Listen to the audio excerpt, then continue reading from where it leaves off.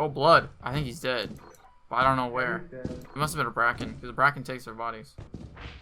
Oh.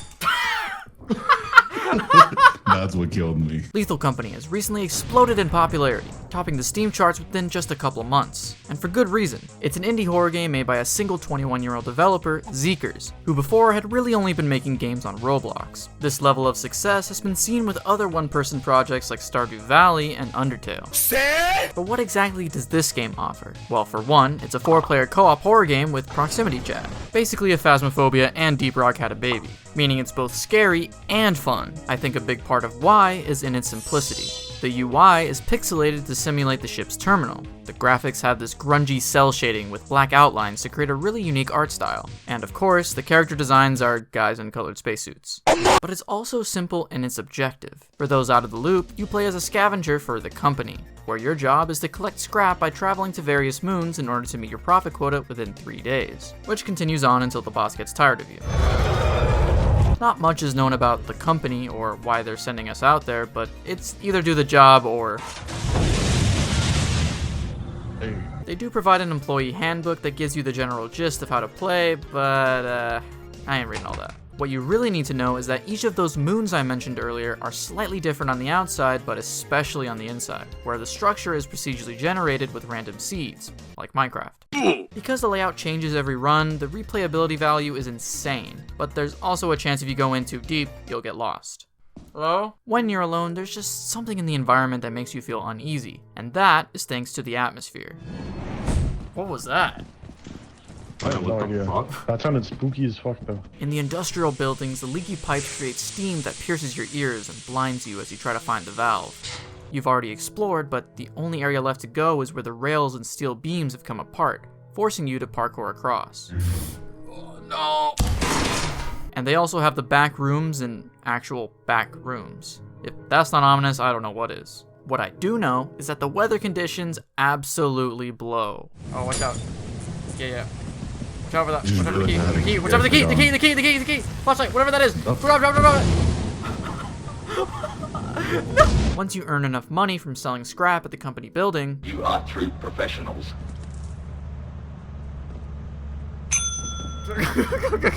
you can buy moons that have this mansion aesthetic. Although there's a random chance to get it on a free moon as well. Scott, look, what the heck?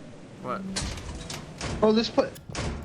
What? This place is this way? What? How did we get this? The chance of that is crazy. There's just something about the mansion that just feels so welcoming.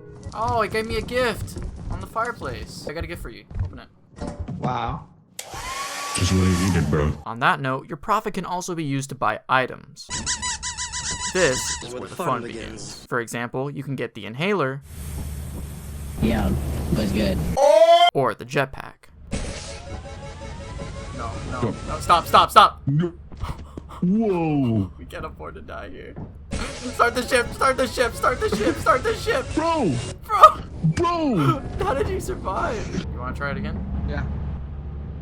There's tons of other cosmetic items you can get for your ship, which really add to the charm. Speaking of charm, I mentioned earlier that the game has proximity chat, which basically means you could hear your friends in-game relative to your character. Alright, you're good. No, not good. God, you're so fat. That's actually crazy. There's even some echo effects on voices, which often lead to them trailing off. It's that way. The sound design in this game is just so well implemented. Speaking of well implemented, I just wanted to let you know that only 0.6% of you are subscribed. So, subscribe. Now, back to... While searching for scrap, you'll start hearing some strange sounds. You might think it must have been the wind. But then you start to take a closer look, scanning around, only to find... Oh! Danger. Lethal Company really lives up to its first name. Besides the environment itself providing a nice backdrop for your scavenger hunt, what really gives you the anxiety are the various level threats within your vicinity. Since there is some scrap here of high value, the buildings often have security measures like landmines, which usually give off a warning sound when you're near. You can easily walk past them, unless you're playing for the first time. Alright, what is this? Oh, we can't be caught. Whoa! What? Or you're running away from enemies. Whoa! Whoa! Spider! Oh! Then there's the turrets, which can be a bit trickier. Alright, well, I know there's a turret around here somewhere. While of course these do present a threat, I'd argue the bigger threat here is the monsters. What? It's just a loot bug, dude. Oh. Now these aren't just loud jump scare monsters, but they can genuinely catch you off guard. Whoa! The most common enemy you'll find are the loot bugs, which like to hoard your scrap and get real angry if they don't get it. I really like how each creature has their own separate quirk that forces the player to think about every possible scenario. For example, the Thumper is a deaf creature that you can usually hear coming with its loud stomps. Uh-oh. It's a thumper. It's perhaps the most terrifying of the lower tier enemies. Look at them. Unless you have a melee weapon. Sorry. I got him. Oh, what's that? They patched the railing strat? Well, now it's even more terrifying. However, there are some less than terrifying enemies like the blobs. He's almost a quarter of the way there. These slimes are pretty easy to maneuver around, but don't underestimate how much damage they can do to you if you get caught. There's also some enemies that set up traps. For example, the spider leaves webs around the map, which when touched, trigger the spider to rush to your location. As long as you keep your distance, it won't come after you. Probably. Now, onto what I consider the higher tier monsters. The likes of the Bracken. What is that? Who's a little shy boy, often appearing as white glowing eyes. And just like shy boys, they don't like it when you stare at them for too long. Then you have the exact opposite to the Bracken, the Coilhead, which like SCP-173 only stays still when you look at it. If there are any doors around, you can use them to block one and buy yourself some time. An enemy recently added for the Christmas update is the Nutcracker, which mostly marches around with its shotgun and occasionally blasts you. Whoa. What is that? Yeah, that's us. Cracker. Oh! And they also added the masks. That's what the mask is. Don't put it on stuff. What do you mean? What do you mean? That's what the point of the mask. Oh, no! Why would you put on the mask? I'm sorry. I wanted to be like Dream. Oh no! What about his misery? No! No! No!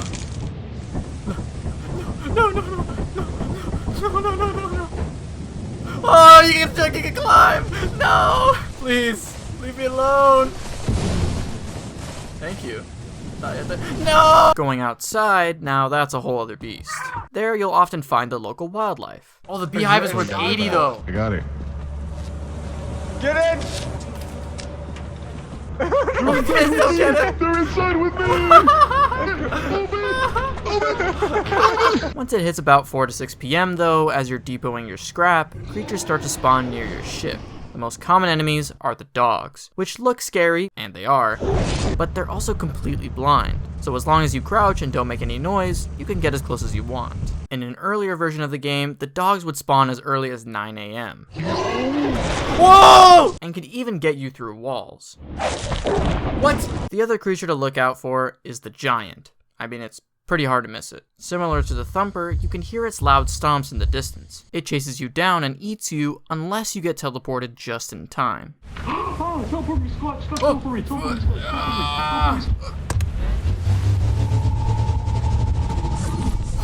Once it gets closer to midnight, you might encounter another giant. An Alaskan bullworm! To be honest, you just have to book it to the ship and leave, or you're done for.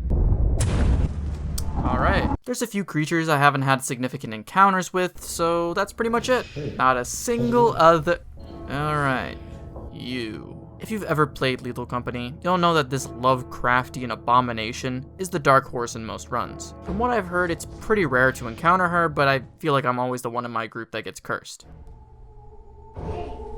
Oh no, I'm cursed! Honestly, as long as you leave before she encounters you for the 4th time, she isn't much of a threat. Unless this happens. Is the Nutcracker next to me? Nope, she's next to me. Oh no, she's skipping! No! She's skipping! No! No! No! I feel like that scene is a pretty good way to summarize the game in a nutshell. Ultimately, the game's still in early access and has so much potential for more enemies and maps, yet it feels like a finished game with how many fun and insane moments you can have with a group of friends. Whoa, whoa, he's coming. Oh, he's upset. He's upset. Where is he? Oh, he's by the slimes. Oh, he's coming. He's coming. He's just standing there. menacingly. Oh! As a whole, Lethal Company vows to scare you and gives you the assurance that no matter where you march, experimentation is the only way to figure out your best offense. In order to dine at a later date, you have to overcome insurmountable odds against many a titan standing in your way, even if that means you have to rend past enemies to safely return for your next quota. Yeah, bruv, I'm watching the coil head. I got a nice view, bruv. Oh, what you mean? Use a coil head.